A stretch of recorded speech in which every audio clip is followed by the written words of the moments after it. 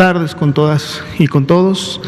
Vamos a iniciar con la conferencia vespertina número 108, es la de esta noche, y estamos ya en el 15º día de esta nueva normalidad.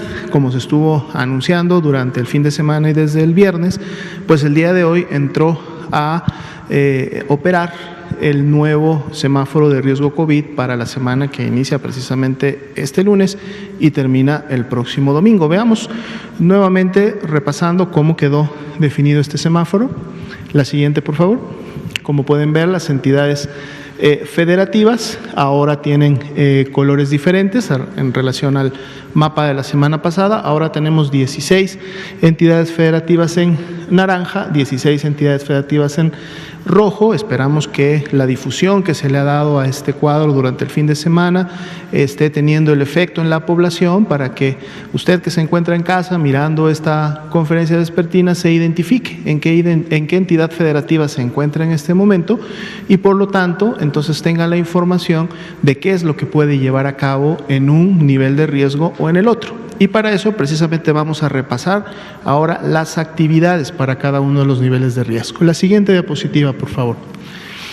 Las actividades en el rojo, pues las estuvimos comunicando la semana pasada. Yo creo que muchos estamos conscientes de ellas, sabemos qué no se puede hacer y qué se puede hacer poco en un semáforo en rojo, pero no está de más repasarlas, pero ahora también lo haremos a la par de lo que se puede hacer en un nivel de riesgo de color naranja.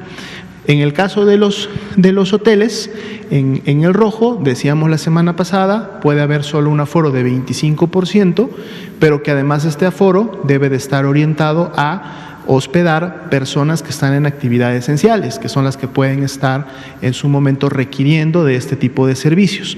Ahora nos sumamos al naranja. En el naranja ya la ocupación puede ser o puede incrementarse hasta un 50% y asimismo también pueden utilizarse áreas comunes al 50%. Áreas comunes nos referimos precisamente a lo que sería, por ejemplo, el restaurante del hotel o las áreas del lobby o otras como tal, pero para las cuales también tenemos precisamente actividades específicas. Si nos vamos, por ejemplo, a los restaurantes y cafeterías, las entidades federativas que están en color rojo continúan con el mismo modelo de solamente comida para llevar, comida para recoger, o en el caso de los restaurantes en hoteles, solamente servicio a la habitación. En el caso de las entidades que están en color naranja, se permite ya un aforo del 50%, que además hay todo un lineamiento para que se pueda poner en práctica de cómo se debe atender a este aforo de un 50% para mantener siempre la sana distancia y además las medidas necesarias que se deben de dar entre el personal que asiste a los comensales, en este caso los meseros, los cocineros, los recepcionistas, de qué medidas deben de llevar a cabo también para evitar en la medida de lo posible un contagio, recordando que todas estas personas no pueden presentarse a laborar si están enfermas. Las que se presentan a laborar es porque están asintomáticas, pero aún así hay medidas que hay que llevar a cabo para evitar los contagios. En el caso de las peluquerías, barberías, estéticas, en el nivel de riesgo máximo, que es el rojo, solamente servicios a domicilio. Ahora en el nivel de riesgo naranja, también 50% y con citas. La idea de las citas es que el establecimiento pueda prepararse y pueda realizar las adecuaciones correspondientes para poder guardar las medidas de sana distancia. De ahí la importancia que puedan agendarse para poder tener estas medidas por adelantado. En el caso de los parques, ya lo habíamos comentado, 25% en el color rojo, se incrementa a un 50% en el color naranja y la indicación continúa en el sentido de que se prioriza para actividades físicas, es decir, para activación física de la población, no tanto para llevar a cabo congregaciones, festejos o otro tipo de congregaciones que en su momento puedan facilitar el contagio de personas. Los mercados, los supermercados en rojo, ya dijimos, 50%, una persona por familia. En naranja solamente se incrementa el aforo, puede ser ahora hasta un 75%, pero se mantiene la restricción de que sea una persona por familia. En el caso de los estadios y el deporte profesional son similares, tanto en rojo como en naranja se mantiene la misma indicación, es decir, pueden llevar a cabo juegos a puerta cerrada, pero en estos dos colores todavía no se permite el ingreso de personas ni que los estadios tengan participación. ¿Sí? Esto es porque estos se consideran entre prácticamente la gran mayoría de eventos que se pueden llevar a cabo en la vida social del país, pues precisamente los estadios y este tipo de deportes son los que pueden congregar dentro de un espacio a un número muy grande de personas. Por eso, en este caso, aún en naranja, todavía se mantiene la restricción que se tenía en el color rojo. Veamos en la siguiente diapositiva. Todas estas actividades, recordemos, para las entidades federativas que tienen el nivel máximo de riesgo rojo, no pueden llevarse a cabo. Es decir, estas actividades se mantienen cerradas, se mantienen suspendidas. Pero entonces ahora veamos las entidades federativas que tienen el color naranja, si hay o inicia la posibilidad de un aforo. En el caso de los gimnasios, spas y similares, dice 50% y también solo con citas. ¿Y por qué la cita? Porque es importante que el establecimiento pueda acondicionar el uso de sus aparatos, el uso de su personal, el uso de lo que tienen que llevar a cabo como servicio para que se mantenga ese 50% de aforo y por lo tanto ese distanciamiento social al interior. Los cines, teatros, museos y algunos otros eventos culturales que tengan menos de 500 localidades pueden empezar a ofrecer sus servicios, pero solo con un 25% de aforo. Es decir, si tengo 100 butacas al interior del establecimiento, solo puedo ocupar 25. Y esas 25, lógicamente, no todas juntas en una esquina del establecimiento, sino que esas 25 deben estar repartidas a manera de sana distancia en todo el establecimiento, precisamente para lograr el distanciamiento al interior de dichas áreas. En el caso de los centros comerciales, igual aforo de 25%, y esto significa el aforo de las personas que ingresan o que pueden a su vez ingresar a alguno de los establecimientos del centro comercial, y esto es una actividad que debe de ser controlada por los mismos operarios, tanto del centro comercial como de las tiendas que están al interior, y el objetivo es el mismo, mantener sana distancia. Al tener pocas personas ingresando a este tipo de establecimientos, la idea es que éstas estén esparcidas en el lugar, que no estén congregadas y que se pueda realmente guardar los metros necesarios.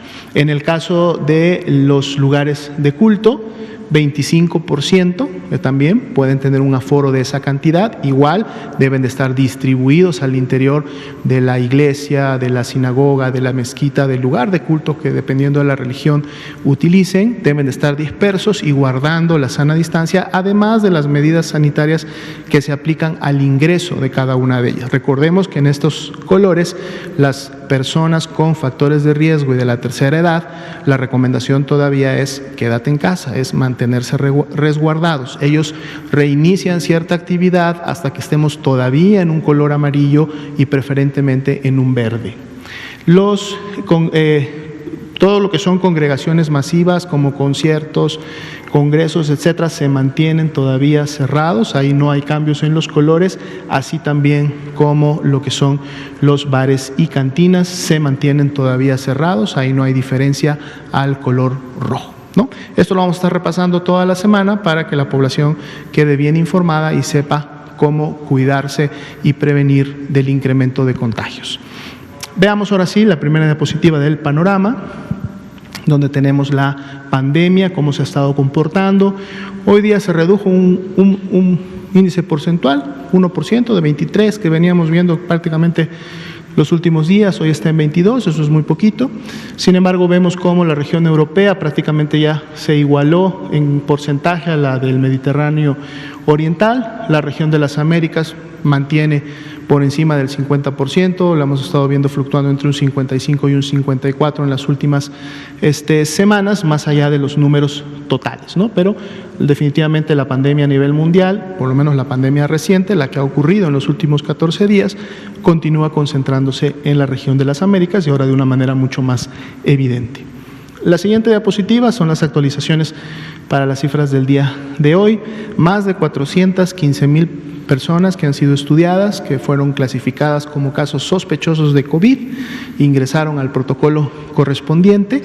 De este grupo, 211,616 salieron negativas a la prueba que busca virus SARS-CoV-2, por lo tanto son descartadas a COVID-19, pero 150,264 fueron confirmadas al virus SARS-CoV-2, por lo tanto son el caso confirmado también a su vez de COVID-19. El día de hoy también se actualizan, lamentablemente, las personas que fallecen a consecuencia de las complicaciones de la enfermedad, siendo la carga acumulada desde que inició la epidemia en México hasta el momento de 17,580 defunciones.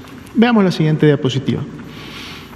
Va a ser la carga acumulada, distribuida precisamente por entidad federativa. Tenemos los rangos de colores. Continúan siendo todos los estados que en este rango mantienen la mayor cantidad de casos acumulados hasta el momento. Si vemos la siguiente diapositiva, los podemos identificar rápidamente, que son Ciudad de México y el Estado de México. Siempre han estado desde un inicio de la epidemia. Recordemos también que la base poblacional, o sea, en este caso tener una gran cantidad de habitantes en estas entidades federativas y sobre todo en sus principales metrópolis, en sus principales localidades, lógicamente es un factor que contribuye a que la transmisión y en su momento la carga de casos confirmados se dé con mayor cantidad. De ahí podemos ver ya en otra escala o la que sigue a Baja California, Tabasco, Veracruz, Sinaloa y Puebla. Aquí tenemos la carga reciente, es decir, los casos confirmados activos, 20,392, distribuidos también por entidad federativa. Aquí siempre vamos a ver que las entidades federativas pueden estar cambiando de color, yendo de un color más claro a un color más oscuro, mantenerse en el color oscuro por más tiempo, bajar o subir, y esto tiene que ver porque es una ventana móvil, ¿no? Todos los días se está actualizando en función de los últimos 14 días solamente, y por eso hay este tipo de fluctuaciones. La siguiente diapositiva nos muestra precisamente esta carga de los últimos 14 días, ordenada de manera descendente. Ciudad de México y México, además de tener la carga acumulada mayor, también tienen la carga de los últimos 14 días, y aquí son Jalisco, Puebla y Tabasco los que han concentrado la mayor carga en la epidemia activa de casos hasta el momento confirmados. Veamos la siguiente diapositiva.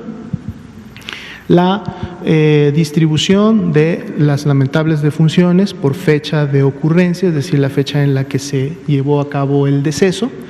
Podemos ver también que están graficadas en el color naranja claro aquellas 1,615 defunciones que tienen una muestra de laboratorio pero que todavía está pendiente su resultado, y podemos prácticamente verlas distribuidas en los últimos 20 días, aunque la mayoría de ellas se encuentra prácticamente concentrada en los últimos 12 días. En la medida que se vayan confirmando, podremos empezar a ver cuál es la carga real de las defunciones, aunque lo que sí podemos notar, aún tomando en cuenta las defunciones sospechosas, es que esta tendencia ascendente que se evidenciaba hasta la quincena de mayo, de la quincena de mayo a la fecha, ha tenido una estabilidad que todavía está en la parte superior, y todavía no vemos una evidencia clara de si eso podría empezar a disminuir. Veamos la siguiente diapositiva, que es precisamente la distribución por entidad federativa, y podemos también rápidamente notar que en aquellas entidades federativas donde tengamos una importante cantidad de barra de color naranja claro es donde podemos también a su vez esperar que se incremente la carga de defunciones, dado que una vez que se confirmen, y si recuerdan el porcentaje de positividad del viernes, estábamos en el 46%, las últimas al menos 2-3 semanas, quiere decir que podríamos esperar que prácticamente esa proporción se pudiera terminar confirmando. Veamos la siguiente diapositiva, es la curva epidémica, prácticamente ha tenido una tendencia similar. Aquí podemos ver más claramente cómo la gran cantidad de casos sospechosos se concentra en los últimos 10-12 días, esto es, recuerden, por fecha de inicio de síntomas, y luego todavía tenemos algunos que se distribuyen posterior a este periodo de tiempo, pero considerando ambos, por eso siempre presentamos los dos grupos, es decir, no solo los confirmados, sino también los que aún son sospechosos, para poder entonces en su totalidad definir y ver la tendencia que en su momento se está llevando a cabo. Veamos la siguiente diapositiva. Es precisamente esta carga de casos aún sospechosos, también distribuida por entidad federativa junto a la carga acumulada, para que podamos ver un poco la diferencial de lo que pudiera estar ocurriendo en cada uno de los estados. Vemos algunos estados que han progresado sacando sus resultados aún sospechosos. Antes la barra naranja claro era a lo mejor mayor que la barra de color rojo oscuro, lo que quiere decir que tenían una proporción importante de sospechosos. A lo mejor en algunos ya es 50-50 y en otros ya esta carga es menor. Sin embargo, todavía vemos que hay una persistencia de los mismos, porque recordemos que en total son 53.217 los que aún tienen esta categoría. Veamos la siguiente diapositiva. La carga acumulada de los 150.264, el incremento del día de ayer domingo a hoy lunes fue del 2.3%, que fueron 3.427 casos que se confirmaron por laboratorio. Recordemos siempre que estos casos no sucedieron de ayer para hoy, estos casos están distribuidos prácticamente en esos 12 días que estábamos viendo, al menos en esos 12 días, dado que estaban esperando un resultado. Y también tomemos en cuenta que el domingo suele ser el día de menor actividad en las unidades en general, por lo tanto el incremento que tenemos de este 2.3 pues es un incremento más bajo, pero por el día. Vamos a ver mañana martes, en donde ya se incorporan todos los casos que en su momento se notificaron ya hoy día lunes, para ver cómo van las tendencias en relación a las barras naranjas inferiores, que son las que nos van marcando un poco cómo se va moviendo y cómo se va incrementando esta cantidad de casos confirmados acumulados. Pasemos a la revisión de los indicadores de ocupación y disponibilidad hospitalaria. 96% de las unidades que notificaron al corte de ayer a la medianoche, es muy buena la proporción, lo cual nos da buena información. Nos dice que hay una ocupación del 45% de las camas generales, que son las que se utilizan para los pacientes graves o con signos de alarma, que en su momento requieren ser hospitalizados para este tipo de atención. Y en el caso de las camas con ventilador, que se destinan para los pacientes críticos, aquellas que necesitan de una atención todavía mayor, porque ya hay una falla respiratoria franca que requiere de una máquina para que pueda sustentar la respiración, es del 39%, y también podemos ver que estas proporciones se han mantenido prácticamente en ese nivel en las últimas 2 semanas. Veamos la siguiente diapositiva. Vamos a ver esa distribución de camas generales, nuevamente Ciudad de México y Estado de México con la mayor ocupación a nivel nacional, pero de la misma manera también incrementando su disponibilidad. Ya está casi cerca del 30% en ambos casos, cuando la semana pasada, la mayor cantidad de días, esa disponibilidad era solo alrededor del 20%, ¿no? Entonces vemos un incremento. Vamos a ver cómo se comporta esto durante esta semana. La siguiente diapositiva nos muestra la misma información, pero ahora de las camas con ventiladores, ese 39% nacional, cómo se distribuye. Estado de México, Baja California son las que tendrían, Ciudad de México también, las mayores tasas de ocupación. Sin embargo, también vemos cómo se ha incrementado en los últimos días la disponibilidad, siendo ahora de 35 y 39. Esperemos que esto pueda continuar, porque no solamente representa la posibilidad de tener siempre disponible una cama de este tipo para atender un paciente, sino también representa que las personas están egresando de los hospitales. Si vemos la siguiente diapositiva, son las unidades, en este caso COVID-19, no hubo cambios del día de ayer para hoy. Siempre hacemos notar la tendencia ascendente que ha tenido el comportamiento de estas unidades, en donde son las entidades federativas las que las van definiendo, las van equipando y las van poniendo en operación, precisamente en función de la necesidad que se tenga en cada una de las regiones. Pasemos a los gráficos que presentamos los lunes, que es precisamente la distribución por grupo de edad y sexo. 56% de los casos confirmados en México hasta el momento han sido hombres, y vemos que esa proporción prácticamente se ha mantenido desde el inicio de la epidemia, fluctuando siempre entre un 55 y un 58 aproximadamente. 56 es el último corte. Y vemos también cómo los grupos de edad con mayor carga de enfermedad también se mantiene. Cuando vemos la distribución de esos más de 150,000 casos confirmados que tenemos hasta el momento, vemos cómo claramente a partir de los 35 y hasta prácticamente los 50 años es donde se concentra la mayor cantidad de casos, seguidos de las edades que están tanto hacia abajo como hacia arriba, que serían los de 25 a 29, y los de 50 a 54. Con esa imagen que estamos viendo, que es el total de casos confirmados en toda la población, pasemos a la siguiente diapositiva y veamos cómo esa imagen se nos mueve a la derecha, ¿sí? Porque en este caso ahora son la distribución de edad y sexo, pero de las defunciones. Y entonces ahora vemos cómo las defunciones empiezan más bien a tener una importancia. Cuando entramos al grupo de 50 y más, se acentúa en el grupo de 55 a 59 y se mantienen todavía presentes prácticamente hasta los 69, 74 años de edad, es decir, a mayor edad tenemos mayor presencia de defunciones. Y aquí también, y es algo que lo hemos venido viendo desde principios de la epidemia en México, también la proporción de hombres es mayor. De la población general, 56, ahora en este caso es el 66% de las personas que han fallecido han sido hombres, y podemos ver ahí también fácilmente cómo las barras azules prácticamente superan a las barras de color rosa en todos los grupos de edad. Veamos la siguiente diapositiva, que es precisamente las comorbilidades o algunos otros factores de riesgo que han estado asociadas a las personas que lamentablemente han perdido la vida. La hipertensión, la diabetes y la obesidad continúan a la cabeza con las mayores proporciones observadas. El tabaquismo se ha mantenido también alrededor de este 7-9%, también como un factor de riesgo asociado.